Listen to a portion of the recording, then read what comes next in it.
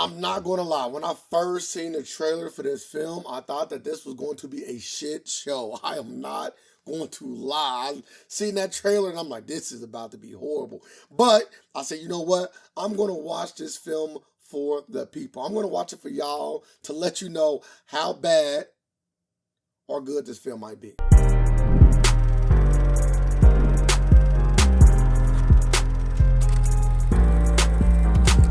Welcome to SceneItHere, where you come for all of your media needs.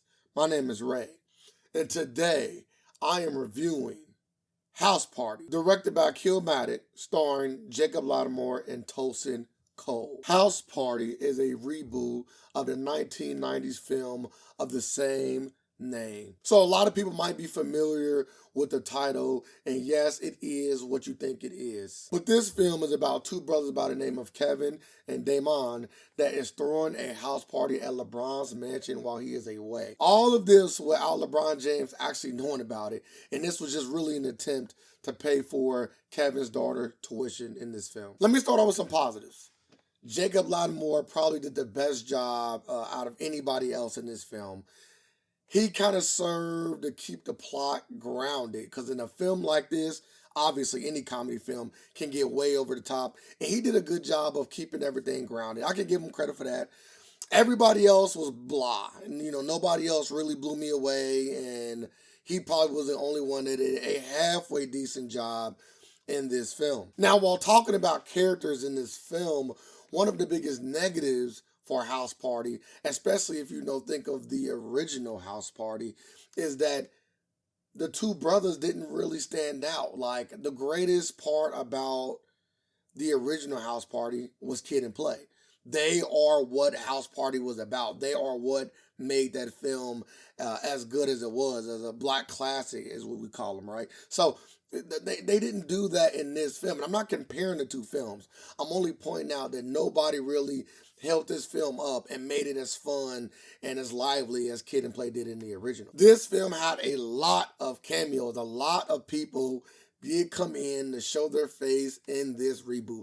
And I can give credit for that, because it's always good to see faces that we all either grew up on, watched, or loved. And they did do a good job of bringing a lot of different cameos into this film. This film also did a good job of kind of bringing the house party to the modern day, because I think that was probably the biggest thing that they had to accomplish. Another thing that they did well, in my opinion, is they didn't go for too many of the corny comedy, right? They didn't go after a lot of the low-hanging fruit. There were some in this film, don't get me wrong, but I thought after watching the trailer it was going to be a lot more. Now, me personally, I didn't find this film to be that funny, but comedy is very subjective, so somebody else might watch this film and say, this is the funniest thing I've watched in 2023. That's just not my opinion. I thought it was fine. I did laugh a few times, but overall, I don't think the film was all that funny. But when I say it wasn't that funny, let me also give praise on the opposite end, right? The film was fun, right? It was fun. I was entertained.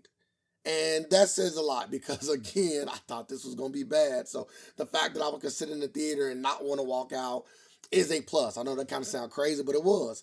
The fact that I could sit in the theater and leave the theater and say, okay, this wasn't as bad as I thought it was. Let's talk about the storytelling of this film. I think that some things could have been dropped. I'm not going to lie. Some things in this story could not have made the screen at all. But I feel like other things should have been propped up.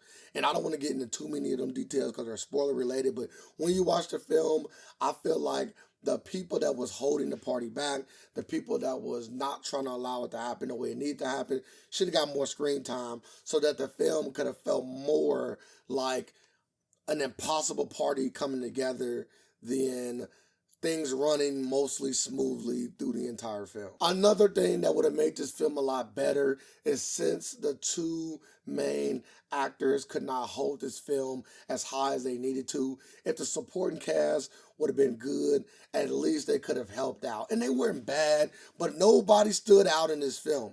You can literally watch this film, and once you leave it, I can't say that nobody stood out in this film. Nobody.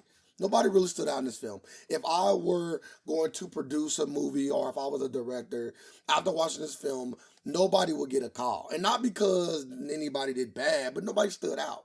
And when I want to make a film, I want somebody to stand out. Somebody had to be here to make this movie good/great, and nobody accomplished that. With that being said, I probably will have to give this film a 5.6 out of 10.